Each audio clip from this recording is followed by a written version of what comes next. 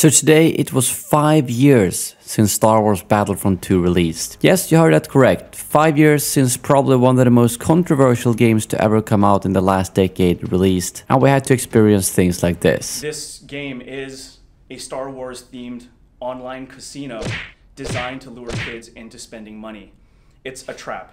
It's a trap! But that's not really what I want to focus on in this video, because I still consider Star Wars Battlefront 2 to be a masterpiece, and I'll get into why that is. Because out of all Star Wars games I've played, this is probably my favorite, and it's definitely the game I've put the most amount of hours into. So let's remind ourselves about how this all started, and also where it ended. Star Wars Battlefront 1 was actually a huge success when it comes to sales, and the reception was kind of lukewarm. Graphics were amazing, but the content lacked. I mean, obviously, the planet selection, hero selection was quite limited. It was only one era, and there was no single player campaign. So when they announced that Battlefront 2 was happening, expectations rose very, very high. And I still remember when I attended the first Game Changers event over at DICE, and they pulled us into this big room, and pretty much the first thing they said was, "You're gonna get Clone Wars," which made us all so happy. And instantly when you started playing the game, you really felt the improvements that they had done to the first iteration, and I genuinely felt this could be the one, the best Star Wars game of all time. And then obviously a while later, the first trailer dropped for the game. Unfortunately, it leaked a little bit early, spoiling that all eras were gonna be in the game. But nevertheless, seeing that reaction at Star Wars Celebration to Darth Maul and Yoda fighting was something special.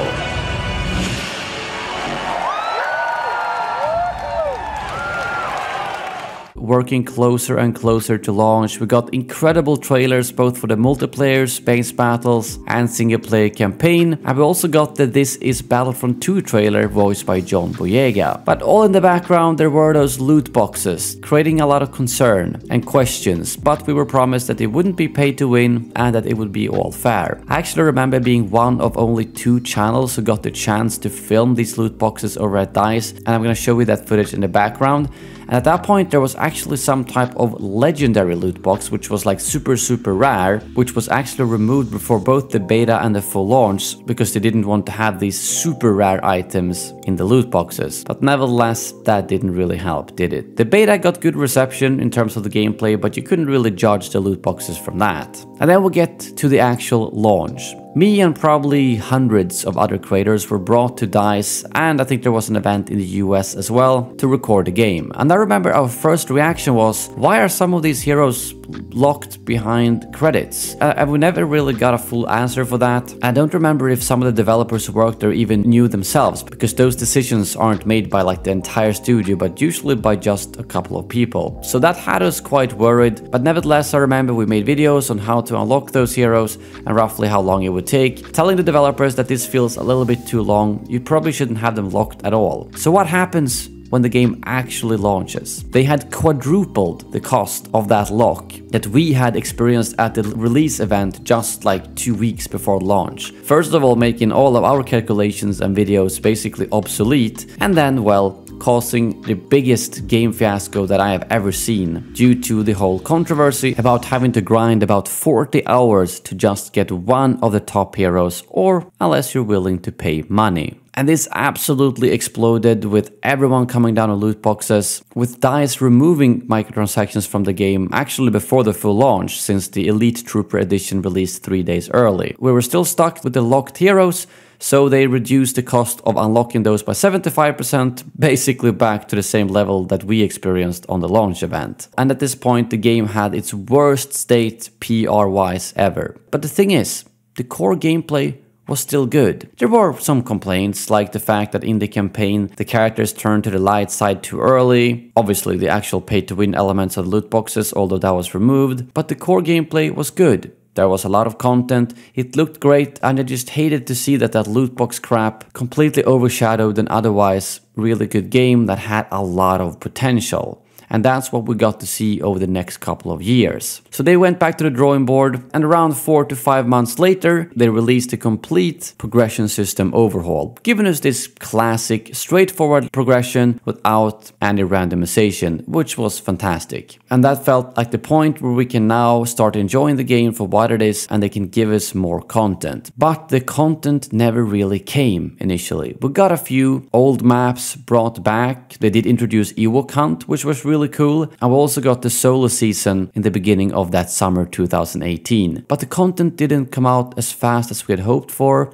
There was no Clone Wars content, and when we got to EA Play, we weren't even sure if we're gonna continue to get any content at all. But at that point, Dennis, one of Battlefront's saviors among many other people, came out on the stage and announced that the Clone Wars is coming. We're gonna get Geonosis, Count Dooku, Grievous, Anakin, and Obi-Wan. And this is where it all kind of started to shift to some fantastic post-launch content. It was still a little bit slow at this point, and it wasn't until the fall that we actually started getting the Clone Wars content they promised, like Grievous, Geonosis, and so on. And after that, we got pretty much monthly content of just great stuff. And I can tell you that at the point where they announced this at EA Play, the game was very close to being completely shut down, meaning that we would have had barely any post-launch content at all. But luckily, they gave the Battlefront team over at DICE the resources they needed and told them, fix this game,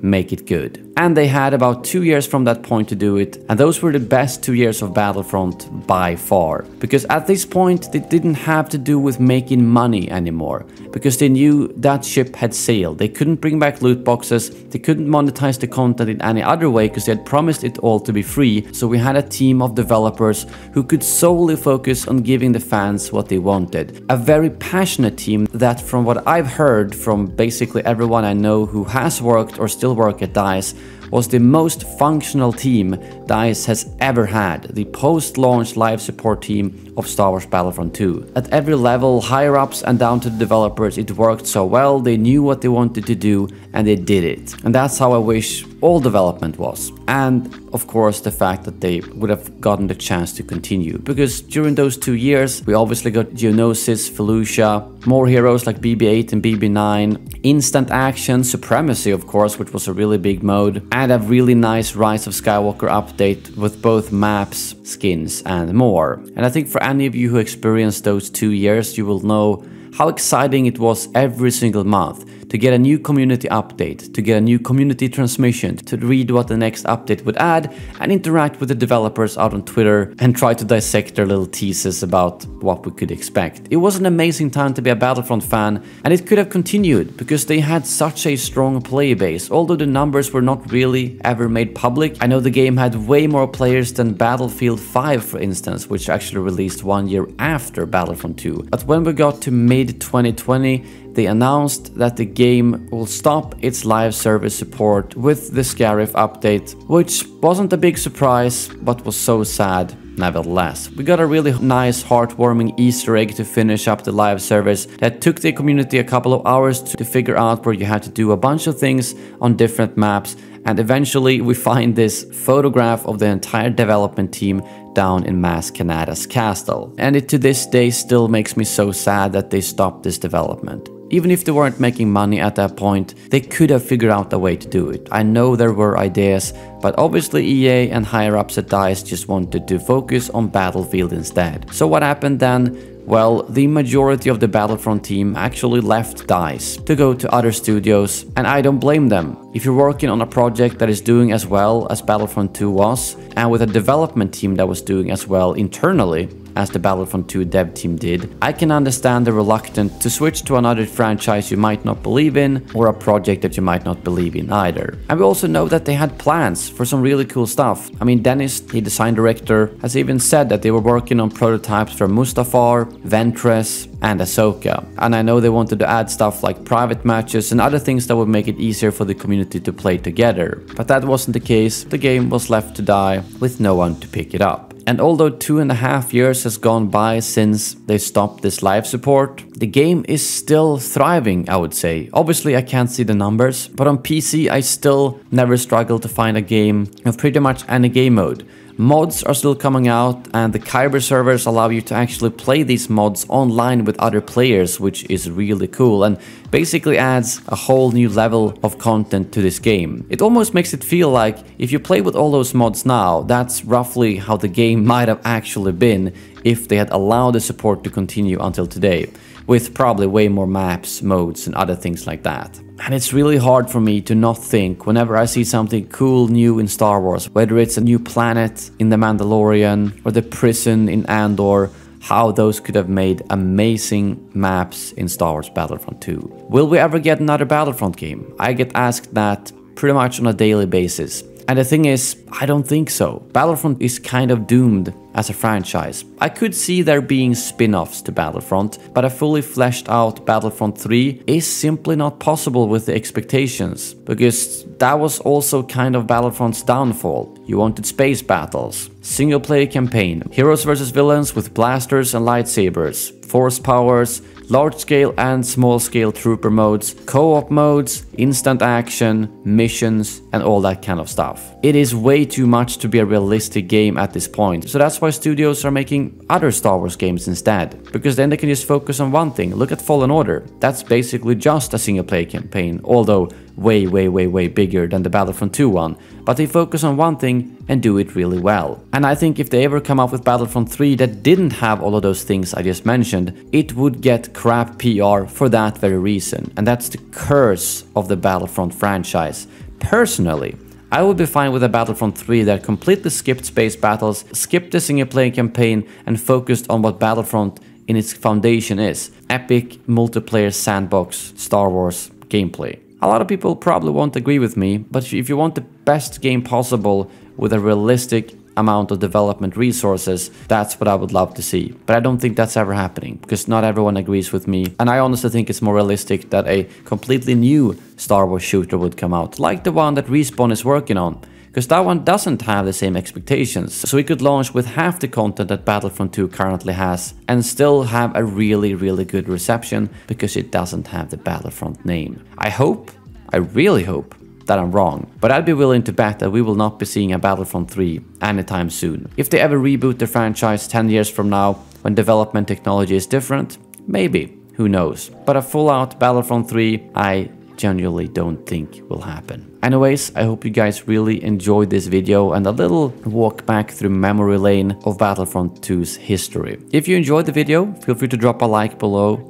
leave a comment and maybe subscribe. Although my channel name is Battlefront Updates, I obviously don't talk much about Battlefront updates anymore, but I talk about all things Star Wars games, because there's still a lot of Star Wars games on the horizon, just not Battlefront. Anyways, thank you very much for watching, and as always, may the Force be with you.